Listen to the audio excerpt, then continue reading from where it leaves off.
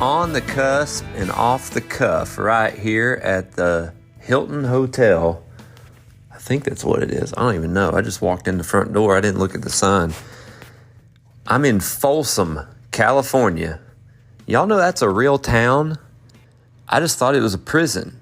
And here I am at a town. I ain't seen the prison yet. They say it's 3 miles from here.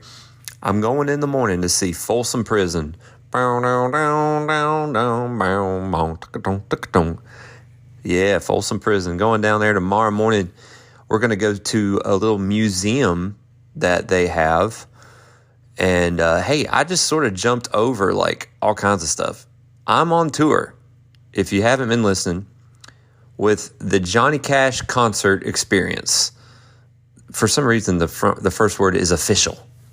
I guess maybe there's an unofficial one or two out there, but this is official. The official Johnny Cash concert experience. I can't yell too loud because I'm in a hotel room. And it is, what time is it? It's 11:30 p.m. Pacific time. I'm all the way out here in California. So my Eastern time zone people, 3:30 a.m. So it is currently, what night is it? It's Thursday night, almost Friday morning. We just finished our first show in Folsom. Tomorrow night, we're doing another show here in Folsom, California. And like I said, it's 3 miles from the prison that Johnny Cash played in 1968.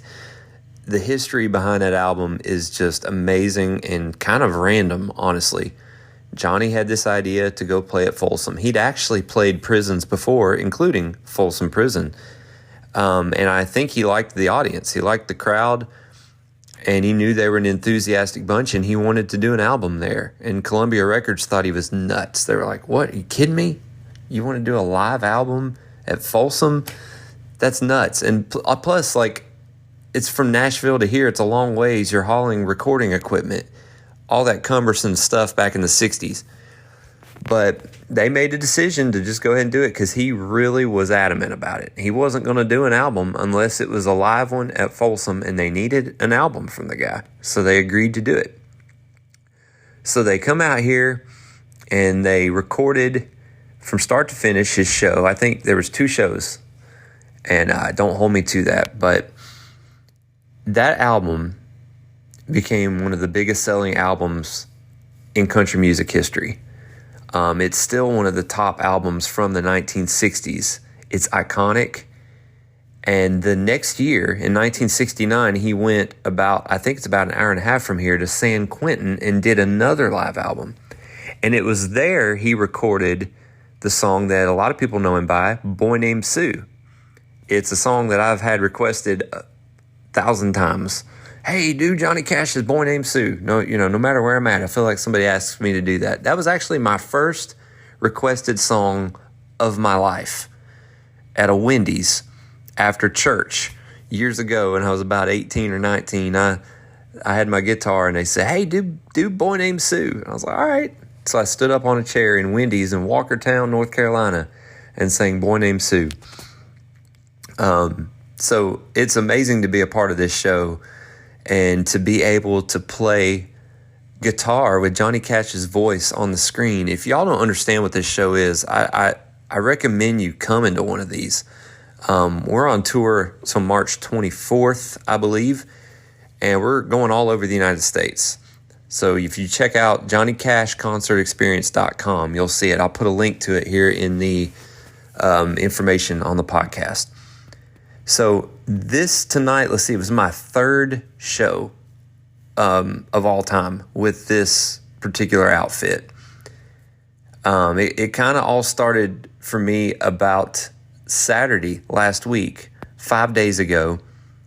I'm in Nashville and I'm getting ready. I went to my kids' games. My daughter is a cheerleader. My son's a basketball player.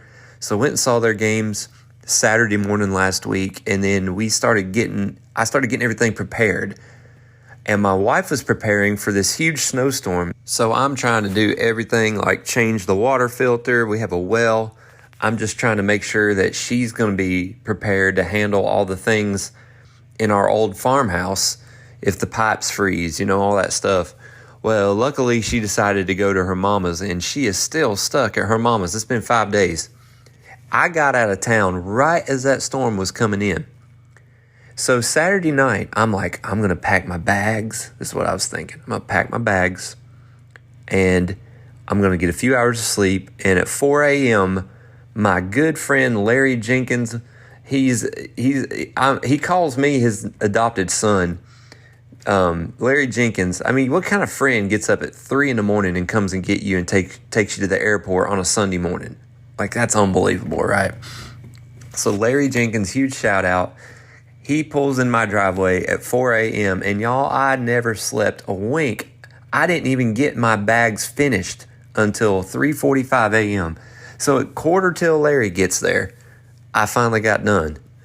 And it's not because I had so much. It's just because I was so intensely thinking about every single thing I need to do before I'm gone for 70 freaking days, y'all. Good gosh almighty. I have done maybe 60 days, but that's usually with my family. That's with the kids. That's with the dogs. That's with the RV. What you do in that situation, you just throw everything in there. Just throw it all in there. And you make sure you set the air low. Usually it's in the summertime when we go. Just turn the air, the temperature, not the air, but you should turn the temperature down. Or hold on. No, you turn it up. I'm thinking heat. Turn the temperature up and you leave. And everything's fine, I pay a guy to go mow the lawn. I have friends check on the house. It's fine. Possum runs around under the house. It's no big deal. But this one stressed me out because I'm going by myself. I'm riding on the airplane. And so finally got to the airport and got in there and stuff. And they were real worried about my bag. They went all through my bag and stuff. And they asked me if there's anything sharp in there. I said, no, sir. And little did I know there was a pocket knife in there.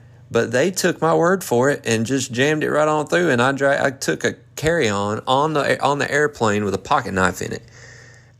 Comment if you've ever done that, because I didn't know I could even get away with something like that, and I wasn't trying to. I had no idea. I had forgotten that it was buried in one of my music bags, music gear, all that stuff. So here I go, flying out of Nashville, and I start seeing snow on the ground when you get up in Kentucky and Missouri, and we're above the clouds and seeing all this storm happening. And we just keep on going and land in Seattle. And I ain't never been to Seattle. I was real excited about it. And there's Mount Rainier. Is that what you call it? And it looked like a volcano going off, the way the cloud was over it. And I posted, looks like a volcano. And then a bunch of people messaged me and said, it is a volcano. Real smart aleck. And I'm like, okay, I get it. My point is, it looked like it was going off. But yeah, I sort of forgot that it was a volcano, but I didn't think it was actively going off. That was what blew my mind. It looked like it was actively going off, which it wasn't. So just the clouds were over it. Looked beautiful. I was looking for that Space Needle, though. That's what I was looking. I got me a window seat. I was just leaning around, looking over, trying to find that Space Needle. And it's like finding a Space Needle in a haystack, I tell you. But I need a drummer right now. And I never did find it. We didn't face the downtown, I guess. So anyway, I ran and got on another little bitty plane and took off and went over to Medford, Oregon. And landed over there and got picked up. And all of a sudden, it's like a whole new world, man. And it's like homeless people all over the place in Oregon. It's like 50 degrees outside. It's not at all snowing or nothing. And I've been up all day, all night, and now here I am on my way to a hotel, and these people are now my bosses, and I don't even know this guy, and he's got this British accent. He's a really cool guy named Mr. Graham. I'll call him Mr. Graham on here, and he just gives me the spiel of what what's expected and what I need to do to be there tonight for my own personal sound check with the band, because they want to make sure that I'm up to speed. And I'm like, okay, yes, sir. And so then I get to the hotel, and instead of sleeping for 4 hours like I should have, I went and found an In-N-Out burger. And I was excited to find that. I walked about a mile and found it. And I don't like to be just waiting on people to drive me around. I just go find stuff. And walked back and then made my way. They picked me up and took me down there to that sound check. And I did that sound check in that huge fancy theater with that huge crew. And I'm sitting here like, man, I ain't never been in anything like this. And they're telling me sing with the click, which I've done that a lot in my life, whether it's in a worship band or whether it's just recording in a studio. You just play with the click. Well, the click in the Johnny Cash show is not a normal click. It's not to time. It's to the way they recorded the songs in the 50s and 60s. So it speeds up and it slows down. It speeds up and it slows down. And it was honestly a mess. I'm sitting here trying to play with this and I can't really play with it. And I don't know what's going on. And I'm like, this isn't what I practiced to. I practiced with the band with a click. And so automatically it kind of looked like this guy doesn't know what he's doing. And I kind of felt like, I don't know what I'm doing. And they said, oh, it's fine. We'll work it out tomorrow. They're all nice about it. So I leave and I'm going, man, I'm not super confident, but I'm sure it'll be fine. Next day, Monday. This is a huge day. Rehearsals all day with the band. And not only that, with the suits. So every now and then the suits show up. They're the people in charge, the people who hired me and hired everyone else. They're the ones with the money or at least access to it. And they're the ones who show up and make decisions on your life and tell you what to do. This is a real job, y'all. So these guys show up and everybody's on their P's and Q's. And I'm like, man, we're about to rehearse this show for the first time. And we get into it and right away, I don't remember my script. And I've been practicing it like crazy and I'm blanking out on how to say it. And I felt deer in the headlights and I was like, oh my gosh, this isn't good. And we had to just keep going. I had to keep doing the entire rehearsal like we're in the show. So afterwards, I don't remember what title he is. He's one of the producers of the show or the directors of the show, music director. He comes to me and he is just so upbeat and so nice and is like, hey man, you did great on this over here. Let me tell you what you could do to work on this. Do you need help with that? I know I'm throwing you in the fire, And he told me, he said, look, for this show, the band rehearsed 10 straight days. You're getting one day and it's on tomorrow. He said, so there's a lot of grace here, but there's also high expectations that we have to get it done. And he said, so whatever we can do to help you be ready. And I said, sir, I prepared. It's just now I'm in the context of the middle of a set list, trying to remember lines that I practiced by myself in the car on nonstop for the last couple weeks.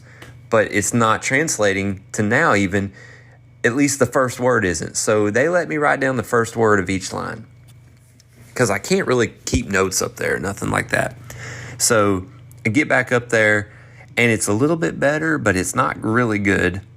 And we rehearsed and rehearsed and rehearsed. And it's just, I went back and I felt like, man, it's like a practice where you just go back and you go, the show's tomorrow. I've got a lot of work to do. I stayed up half the night again, working on that show, writing all the lines, just rehearsing the song before, do the lines, then do the song after, and then do the song before the line. And just the script was the hardest part. The songs were fine. All that sticks with me. I've never in my life had to be a script guy. I've been a tour guide for almost 9 years. And in those 9 years, I've never done the exact same tour. And I've never told the same facts. Because as I go through the tour, I see things, I get distracted, and I make it entertaining for everybody the best I can. And people have a blast, and I do too. And that's what it's about. It's like, yeah, they get all the facts, but they get them a different way, depending on what's going on or whatever, So I'm never a script guy. I'm a gut guy. I'm an instinct guy. And that's not always a reliable thing. That's why some tours are better than others. I guarantee you I've had tours that were really good that if I replicated that every time, I'd have a great tour. And then I've had other tours that I missed the mark. But if I just got one tour in and just did the script every time, my enthusiasm would die. The people wouldn't have as much fun. And then they'd go, I just felt like a guy reading a script the whole time. And they'd be right. So I always look at it like, just entertain the folks. Use the facts to entertain them and use the songs to entertain people. Well, now I'm in a show. There is none of this, any of this going off script stuff. And I'm aware of it and I respect it because this is my job and I signed up for it. And these people know what they're doing. This is not something where I come in here with any arrogance whatsoever because y'all, we're in places I ain't never been allowed into. I can't even afford the tickets to half these places. So, well, that's a bit of a stretch. I've gone to places like this and watched shows. And there's been times I've played some theaters and stuff, but not of this caliber. Not now in California and all these places. So these are theaters with big donors on the front row. So it's a bit of a different world. So I'm feeling the pressure, and now it's showtime. And I'm ready. I'm standing there, and I'm just going through the lines, and you can hear the music. Boom! It does a big drum roll. Boom! And then it's like Johnny Cash TV show. The theme song is playing. It's like a TV show, and you're walking out, and the audience is clapping, and the lights are bright, and I've got the suit on, and here it is. It's now or never. And I walk up, and my guy on my left, my right-hand man who stands on my left, Eric, he's the other singer and the other guy that talks. He starts doing the script. And he looks at me, and now it's my turn, and I'm up. And there's 500 people staring at me, and he's looking at me, and I feel zero nervousness because this is the moment that I've been waiting for. There's the crowd. There's the lights. I was up all night. I'm not tired. And boom, baby, I got it. I'm not going to say I nailed it or not. Like it wasn't perfect, but I got it. And it was how I talk and it was how I say things. And I got a big hug from the music director after that show because all the songs felt good. The script felt good. Everything came to me. And I remember feeling like before I walked out there, this reminds me of just like that scenario where you go practice free throws all day in a cow pasture. I used to play basketball in a cow pasture south of Burlington, North Carolina. We rented a place from my Uncle Roscoe, and he always talked like this, it's good to see you, and you're youngins and all, and he talked like that, and we'd be like, and we would try to, impersonate him.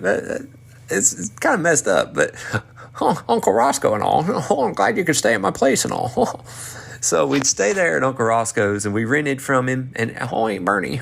You're renting from me and ain't Bernie. And ain't Bernie. And so we'd send him a little money, I guess, and we fixed up this little farmhouse. They had 200 acres they leased to this cow farmer. And I went out there in one of the fields that he rarely used and drug my basketball hoop and set it up in the flattest spot in the field.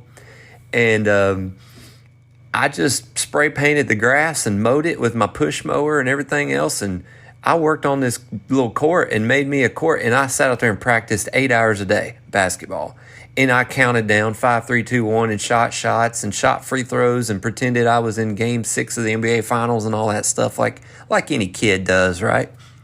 But that translated because when I went to play in high school basketball, I wasn't a superstar. I wasn't Michael Jordan. I was on a stinking homeschool team. Good Lord.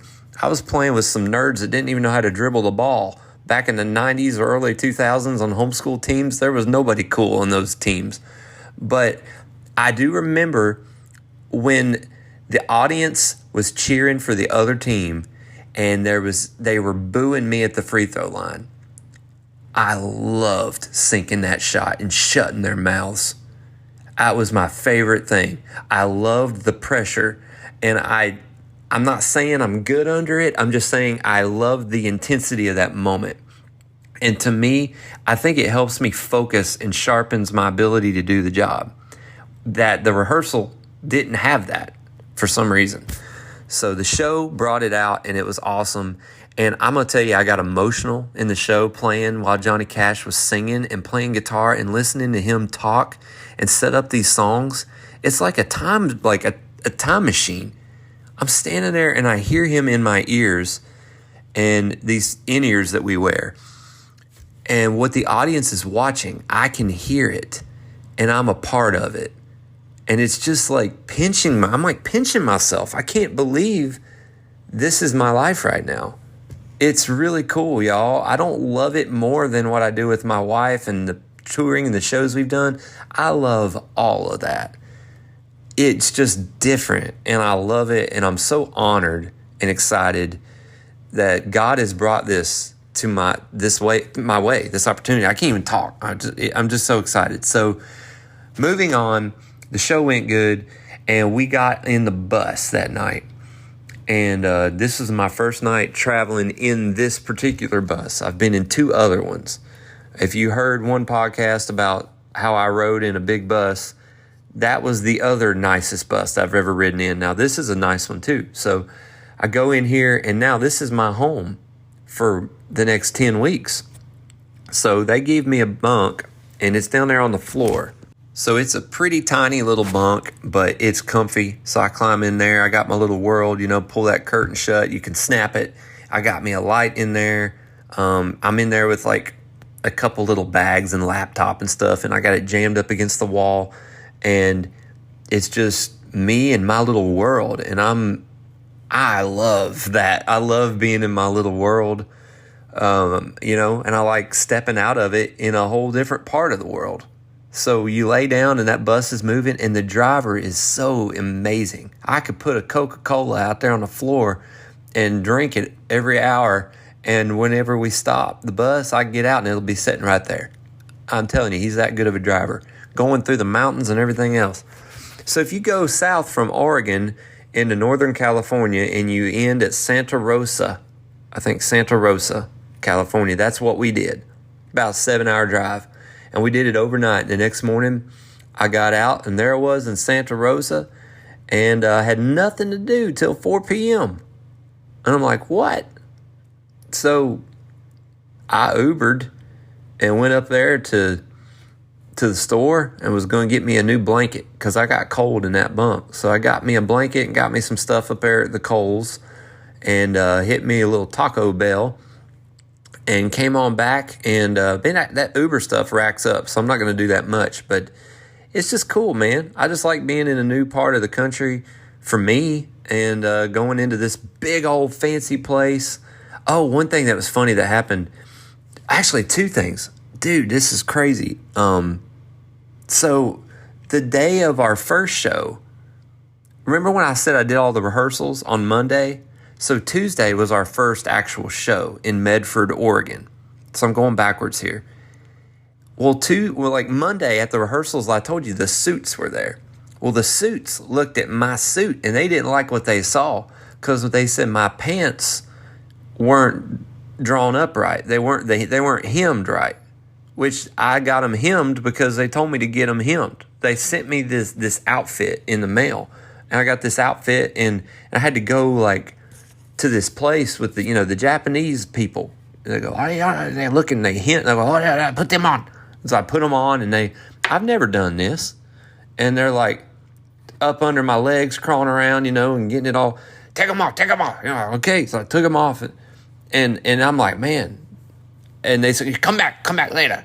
I was like, okay. So I left, and it came back, $22. Okay, so I paid them and got my pants, and they're hemmed. And I took them to Seattle and then Medford, and here I am in them for the first time. And these suits, these big wigs, are looking at me, and they go, I don't like that. And they're like grabbing my pants. Well, how did you get them hemmed? I said, I did. They said, well, that person, they did it wrong. And I'm like, I knew it. I knew they done it wrong. Of course, I didn't know. But they said, well, we're going to have to get that fixed tomorrow. So now, before the show, my boss is running me up here, the British sounding guy, running me up here to some place that he found that's going to correct my pants. And I go in what looks like a shed. It's a big shed. Looks like kind of a hangar. And there's just you open this door, and there's all these clothes and blankets and everywhere. And there's just 4 or 5 adults, random, couple men and women in there just working, and some sewing and, that kind of stuff. Alterations. And they tell me, go in that room and take your pants off and put them on, because I guess the deal. So I go in there, and I shut the door in this room, and there's a kid sleeping on the floor right where I got to change. And I ain't talking a 1-year-old. I'm talking like a 6-year-old. Like, he'll remember this if he wakes up. Like, what he sees, he'll never forget it. I'm never going to forget it. So I opened the door, and I just looked at all of them, and I said, is this the room you want? They said, yeah, go ahead. They never acknowledged. They never said, oh, yeah, just ignore our sleeping kid there. So I got to get in this kid's bedroom, toys and clothes everywhere, and take my pants off in front of him and put on other ones and walk out in my socks. Now, first of all, I don't take my shoes off. So I'm walking around in my socks. I don't like that. There's kids sleeping where I'm changing. I don't like any of this, but I'm rolling with it. And they're crawling around like them, Japanese people did at the other one. Looking at it, and I'm sorry, is this racist? I hope it's not, because I'm out here in the public. I could get canceled. And they fixed them. And so everybody was happy. The suits were happy, and I went back and did the show. So now here I was.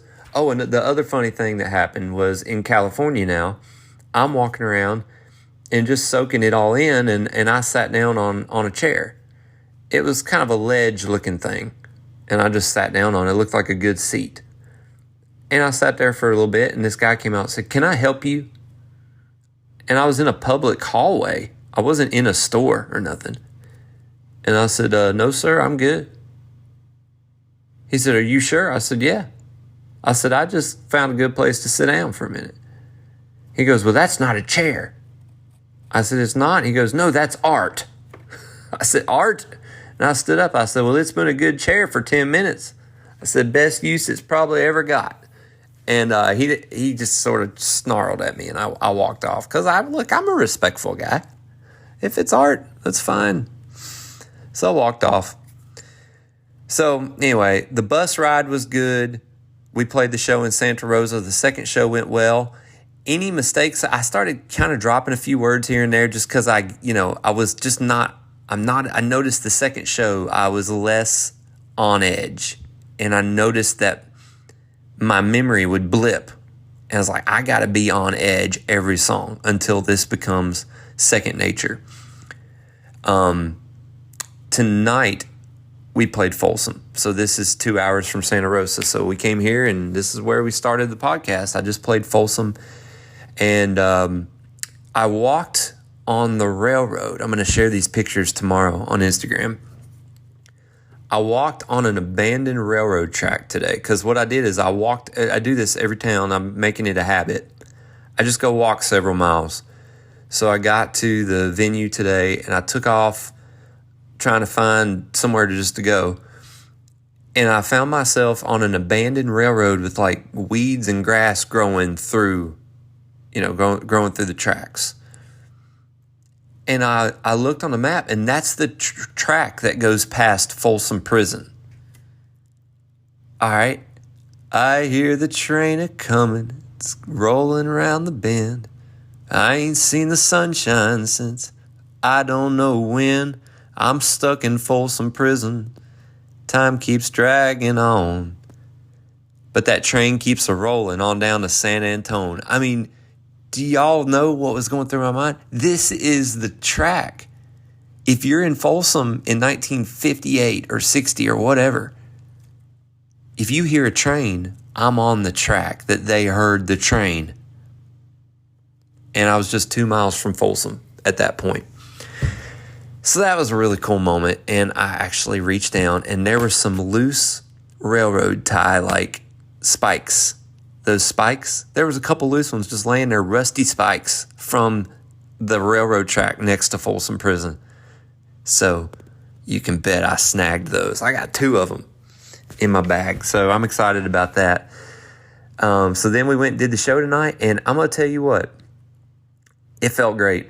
Again, felt great. And then there came one part, and I thought, so what happens sometimes in our script is the other guy, Eric, he'll say something, and then I'll say something, and then he'll say something, and then that's the end.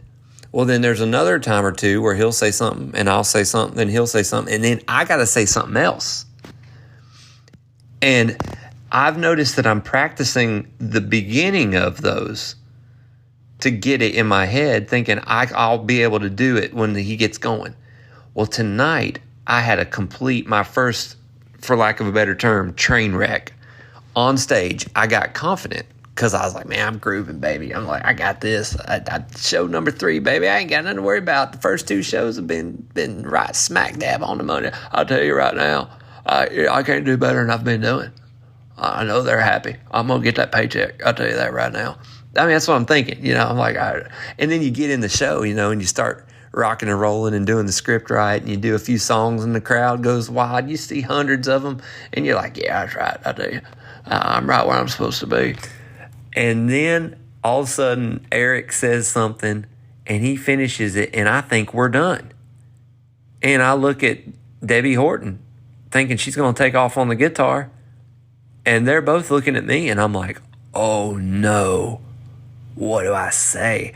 And so instead of looking down, which I have the cue down there, I just went, yeah, so those guys made some great records. I mean, I start like just saying stuff, but it ain't working. And Eric picks up on it and goes, yeah, so anyway, and he picks up my slack and the show moves on. And what I was supposed to do was introduce Debbie as the only woman to have played lead guitar for Johnny Cash, and I screwed that up. So on the second set, I made up for it, and I set her up and all that stuff, but I should never have had to do that. That was like a big time no-no. So that was my first like real fall flat on my face in front of that big of an audience moment. I've been in front of audiences this big before, not as consistently, but anytime it's my show, man, I don't have these problems because I don't have some unnatural script that I'm trying to remember. It's more instinct. So I got to get better. That's all there is to it. I feel like Draymond Green on the Warriors after a game they lost, and he's like, yeah, we just got to get better. That's what I feel like. I'm just telling y'all, I thought I was good to go, and I wasn't. So tomorrow night is show number 2 of Folsom. Let's see. After that show, so that's Friday night. That's January 19th in Folsom. 20th, we're in Modesto, California. 21st, we're in Costa Mesa. That's down close to L.A. Not very close, but close enough. I got some people coming to that show from around L.A. 23rd, Monday, we're in Sunday. I don't even know. Sunday, whatever. No, Tuesday, San Francisco. 24th, Wednesday, Redding, California. 25th, Yakima, Washington. 27th, Tacoma, Washington. 28th, Olympia, Washington. 30th, Spokane, Washington. And I'm not going to go beyond that. After that, we get into Montana, Idaho, Utah, Colorado, New Mexico, Colorado, Kansas, and just keep going east. So if you're out this way, all 4 of you who listen, check us out. Next show, Folsom, California, tomorrow night. Can't wait. This has been a long one, but I'm going to give, if the best I can, I'm going to give weekly updates on here because honestly, I've been asked to. A couple of y'all have texted me, hey man, when you going to update us? Well, there you go. There's an update. I tell you. I've been talking like that some out here, because people, they can't understand me anyway. It's been pretty fun. So, all right. Y'all have a great weekend. I know we all have exciting things going on in our lives. And you know what? I'll say this. The band has warned me that this becomes so predictable and every day can get so boring. And I can see how it can get so routine, and it's definitely not glamorous. I mean, for 2 hours it is. Bright lights and pretty good food at these places they serve you. But, I mean, you're in a bus, you're in a hotels. I mean, they gave me wine the other night. I don't drink wine. I was in wine country, and I gave it to one of the crew members, and he loves me now. So, I mean, I'm trying to take every opportunity I can to make friends out here, I tell you what. So, y'all have a great week. I need to get off here. I'm having too much fun blabbing.